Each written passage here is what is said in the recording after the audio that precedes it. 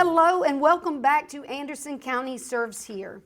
Thanks to County Administrator Rusty Burns and our County Council for understanding the value of you knowing more about the organizations in Anderson County that serve to make our community a better place for everyone.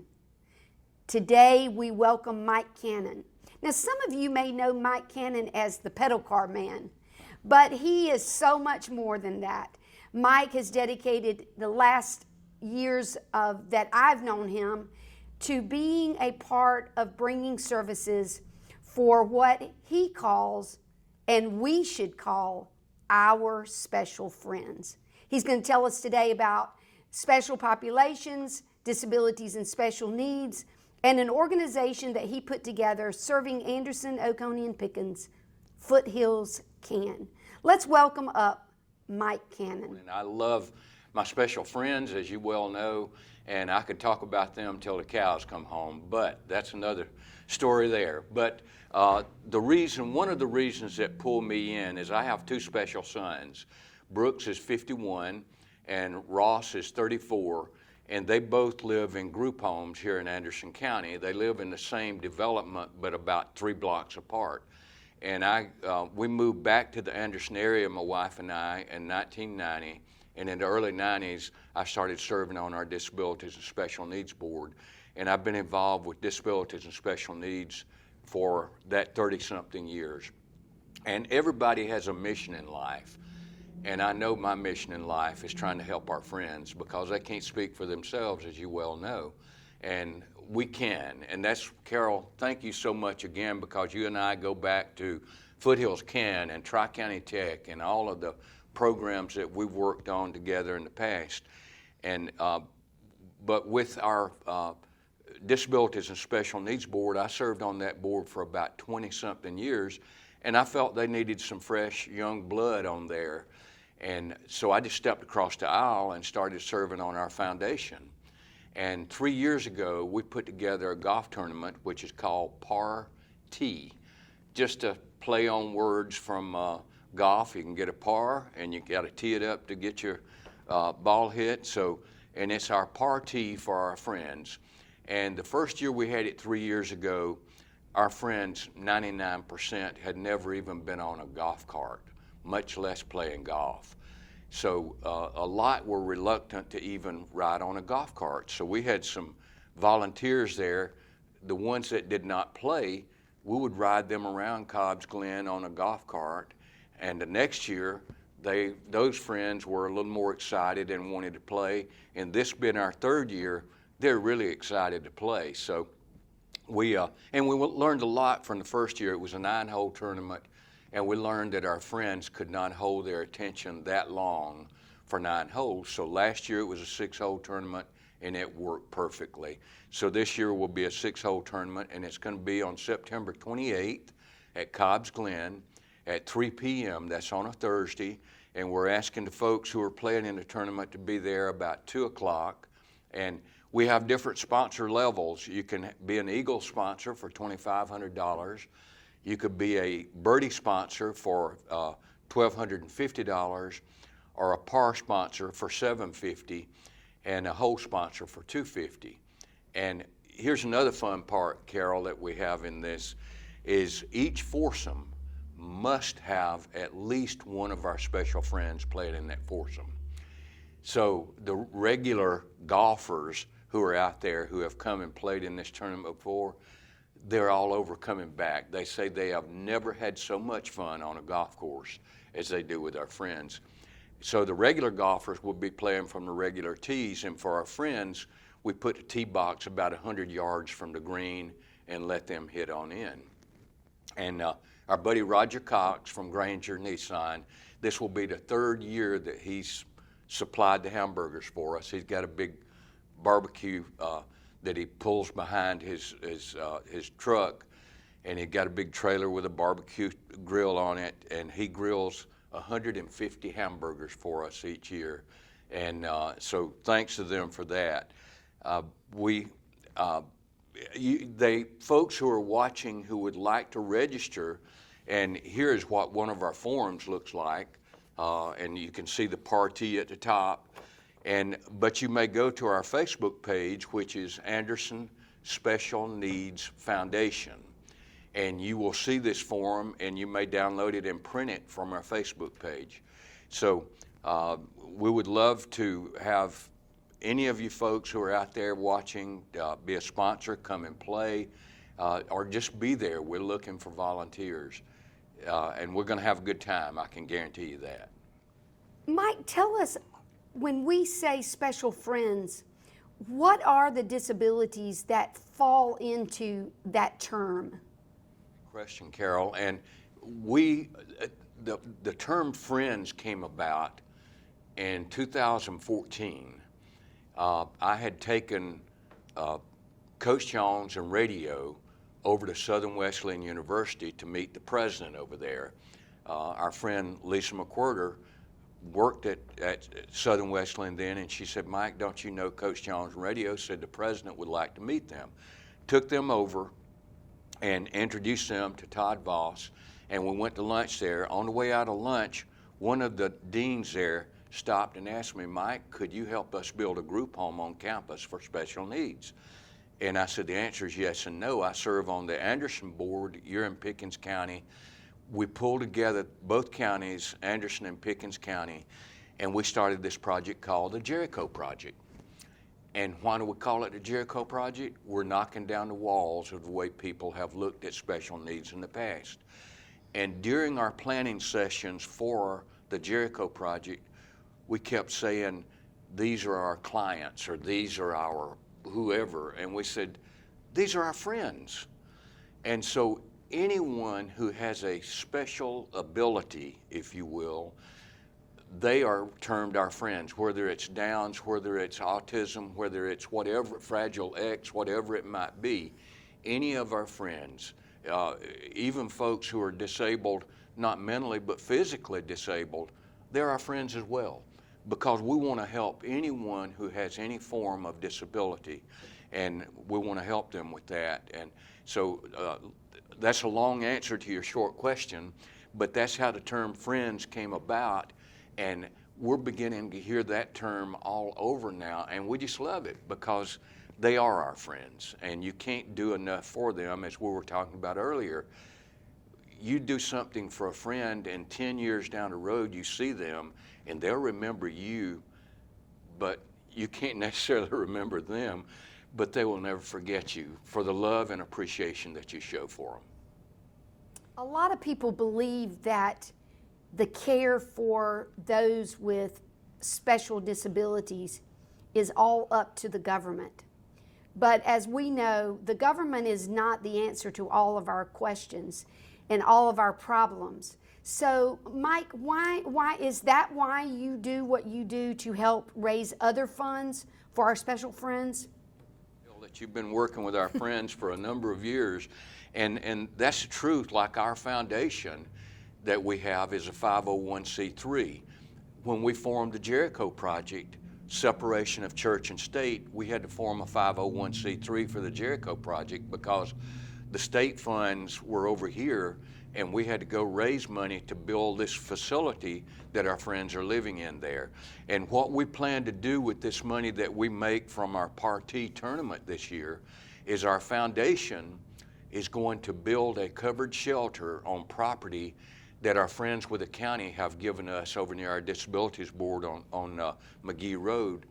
We have some property there that we're going to be building a greenhouse, and in that greenhouse our friends will work during the day growing plants and all kinds of vegetables that they can take home with them to their group homes or to their regular homes. And that is all going to be funded through our foundation that we have.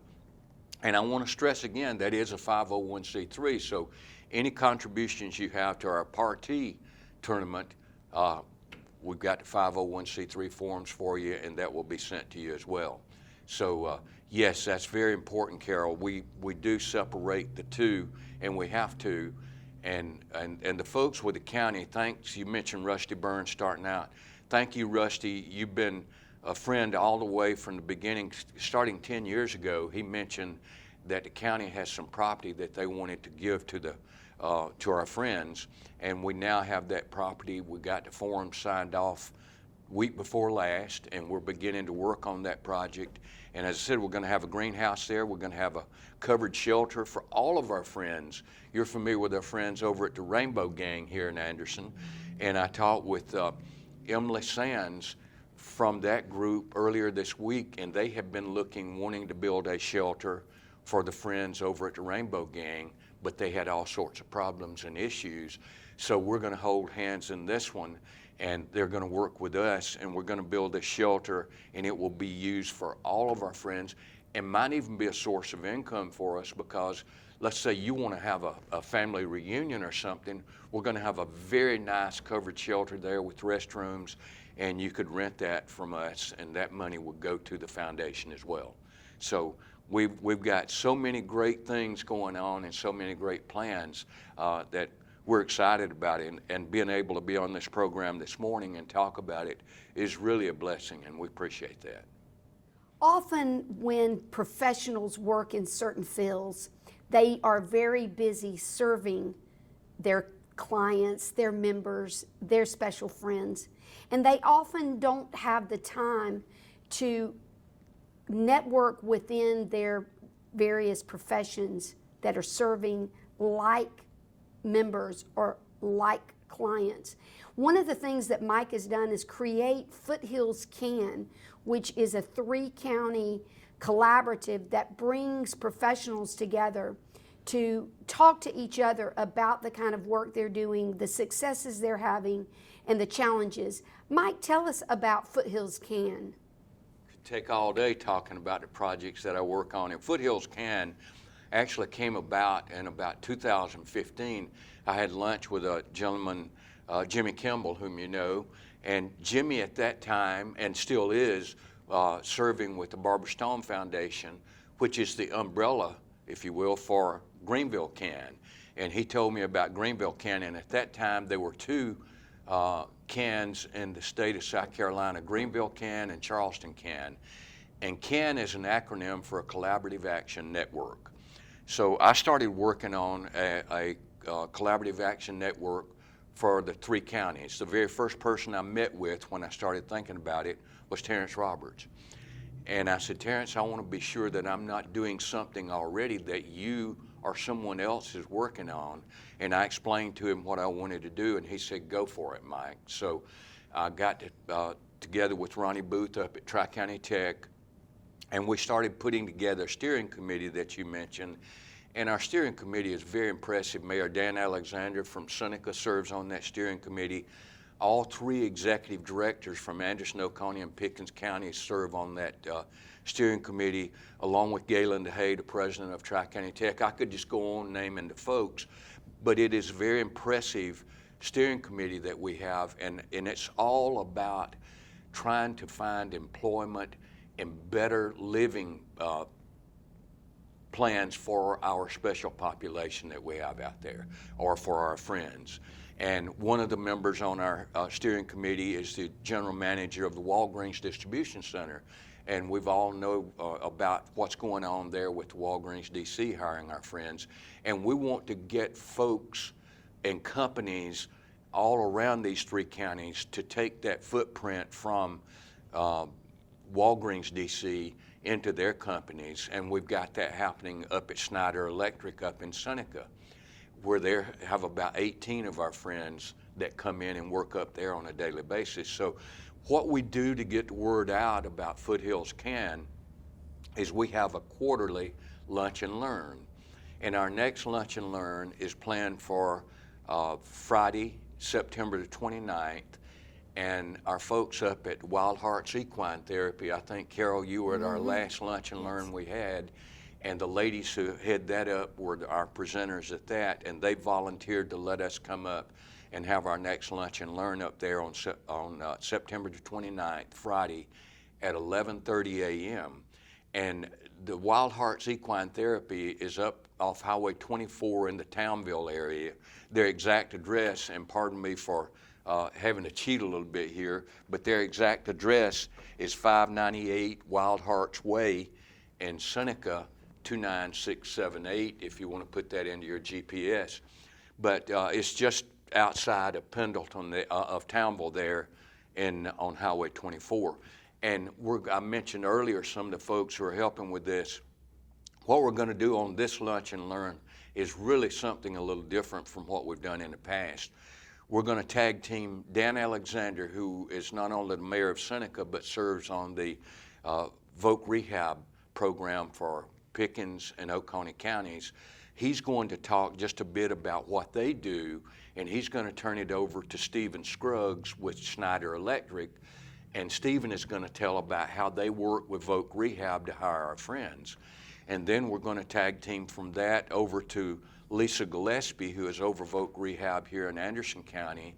And Lisa is going to speak a bit and turn it over to Greg Swilling with Walgreens, and he's going to talk a bit about how they hold hands and work together. So one of the things that we try to do with Foothills Can is pull all of these folks together and let the left hand know what the right hand is doing.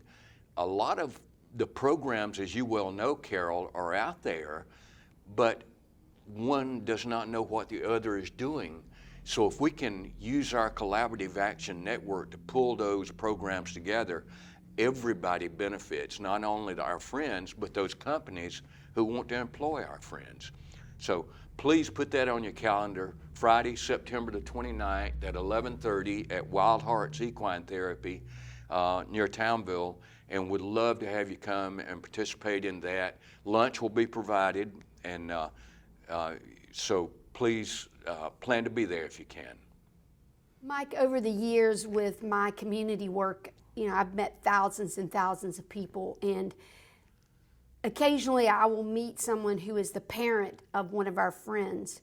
And these parents have often told me, what scares me the most is that if my special friend child outlives me, what will they do? Who will take care of them? And to me, Mike, what is so exciting is to hear about all of these different programs and opportunities for our special friends to take advantage of, living opportunities that can ease the minds of these parents. But what I would ask you today, as we begin to wrap up the program, is what are the gaps? What are we missing in Anderson County that we need to be doing for our special friends? And along with that, what are the challenges for these families? Is it that they do not know what is out there to assist them, or do we need more things to help these families? During the 51 years that Brooks has been with us, we've had that exact same difficulties that you just mentioned, Carol. Brenda and I grew up in this area. Brenda's from Greenville and I'm from Seneca originally. And in my business career with J.P. Stevens, we were transferred to Atlanta, and from Atlanta to Minneapolis, and from Minneapolis back to Atlanta. And in all of those different transfers that we had exactly the problems you just discussed. We couldn't find anybody who could tell us that this program is going here or that program is going there. The twain never met. And that's the purpose of Foothills Can, is to help bring those programs together. And I often have folks call me. I was telling you before we came in here, I'm leaving this meeting here and going to Central to meet with a friend from Jacksonville who is going to be moving into this area and didn't know the programs that are available. And I'm going to be meeting with him to talk with him about the Mary Sunshine House, yes, which you serve on the board with. And so getting those programs brought together under an umbrella, if you will, of Foothills Can is one of the main reasons that I wanted to do Foothills Can, so that when Mike Cannon and Brenda move into a community with their special friend, what programs are available. And we have a website, it's foothillscan.org, and it will tell you our mission statement and all of our strategic priorities that we have planned. So please visit that, foothillscan.org, and see what that stands for. And my contact information is on that website as well, and would love to hear from anyone. But Carol, that is an ongoing problem of how does not only Anderson but all the counties throughout the state, how do we resolve those issues? And I've got a number of friends with associates with special needs friends, and we all say the same thing. We would like to outlive our special friend by one day. That way we know that they're taken care of their entire life. And we are working with our two sons in the group homes. Brooks has been in a group home for 23 years now. We see it. He loves his friends living there. We go get him, and when we're through eating lunch, he'll say, buddies, he's ready to go back to his safe haven. And so that's what we have here in Anderson County and the other counties around, is the group homes that we have, but the challenges that we have getting folks to work in those group homes. And thank God for Tri-County Tech again. They have the IBEST program at Tri-County Tech, which helps train those folks to work in these facilities. So we're every day, that's the utmost thing. I tell folks that after I retired, I'm working a lot more hours than I did when I was on a real job.